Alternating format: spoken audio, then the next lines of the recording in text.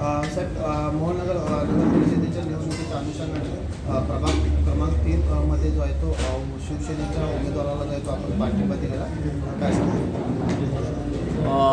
मोहनगरपालिकेमध्ये 3 आणि 5 या दोन वॉर्डामध्ये निवडणूक लागलेली आहे. त्याचं शनिवारी मतदान आहे आणि रविवारी 21 तारखेला या संबंध नगरपालिकेच्या अनुषंगाने त्याची काउंटिंग मतमोजणी निकाल आहे.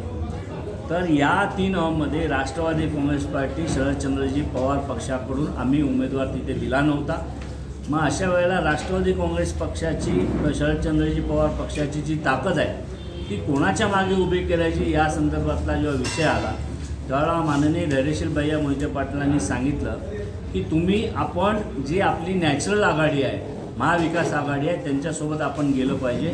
त्याच्यानंतर आपण शिवसेनेचे या ठिकाणचे जे प्रमुख कार्यकर्ते आहेत दीपक मेंबर यांच्याशी चर्चा केली आणि जी महाविकास आघाडी राज्यामध्ये काम करते तशा पद्धतीने तालुक्यामध्ये महाविकास आघाडी झाली पाहिजे आणि त्याची सुरुवात ही दीपक मेंबरचे जे चिरंजीव आहेत शिवरत्न गायकवाड हे अतिशय चांगला उमेदवार आहे, तरुण आहे, होतकरू आहेत, शेतकरी आहेत.